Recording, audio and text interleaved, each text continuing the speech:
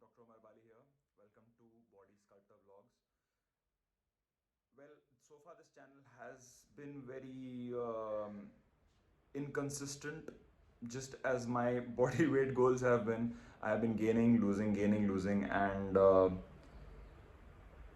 it's time I've realized that it's time that I have to kind of be a little bit more honest with myself when the times I'm kind of being inconsistent there, just as I'm trying to be more honest in other areas of my life. The same way goes for this. That's a long story, that's a backstory I obviously don't want to divulge into, but specifically speaking about my weight goals and my health and that related targets that I'm working on and aiming to inspire you in the long run, say 3 years from now. Uh, it's a journey that I'm right now keeping in mind that I gotta take it slow and steady. I have gone to 101 kgs and then come back. Right now I'm on 98. The next target is that I'm going to now just focus on my cardio for the next 3 months. I have a plan. I have a written plan. I have a written diet timings as well. Every day, my current schedule for eating for the next at least 3 months is I'm gonna just have a cardio session in the morning, whether it's a 5 minutes up and down the stairs or it's a 20-minute jog, which I just now did. The meals that I'm gonna have is one in the morning and one in the afternoon. I have it written in quantity. So I have this palm fist technique, which I learned from this person who has YouTube channels, Six Pack Shortcuts. Long back I'd seen, and it was a very interesting idea. He said you can measure your food in the form of palm. Wait, was it him or was it someone else? Great, now I don't even remember. But it was, I used to follow YouTube channels of people who would inspire, on your body weight scales. And there was this concept where he said you either measure it in the form of palm or in the form of fist. So if it's fist, it's like a lesser quantity. If it's palm, it's like larger quantity, depending on your size of your palm and size of your fist. So I measure it in that quantity, and it's like about it's going to sound ridiculous just to say it right now, but okay, I'll just so in the breakfast it's one palm of carbs and no, actually one fist carb and one fist healthy carb. So I'm trying to integrate, but healthy carb is not happening. When I say healthy carb, I meant like fruits and all that, but as yet it's not happening. So I'm just going with whatever I'm getting. Poha is right now my current breakfast, or sometimes omelette sandwich. I'm trying to integrate that, or upma. That's pretty much it. And the protein, I'm hoping that within that the peanuts and all covers for the proteins.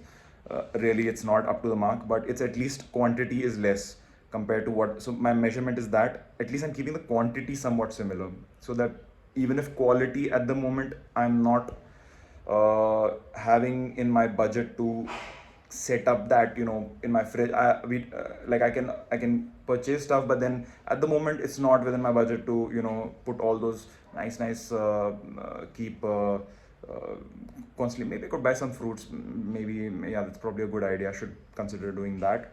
I'm thinking on as we are talking here.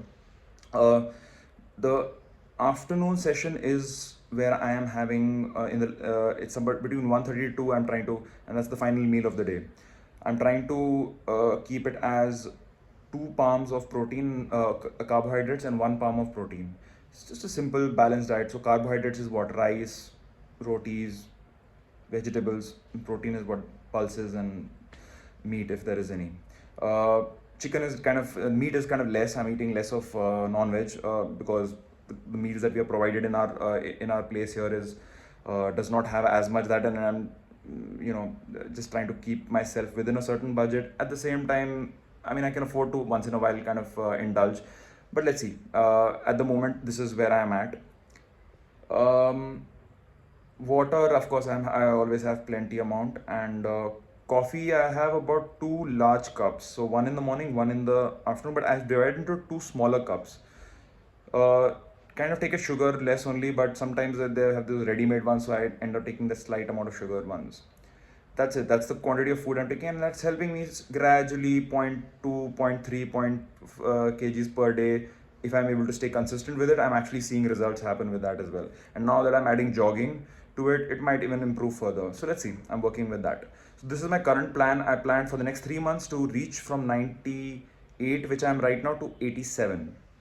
3 months is the target to reach there, and I know I can do it. I've done it before. it's not really a big deal. Losing weight is not a big deal. It's the consistency which really matters, right?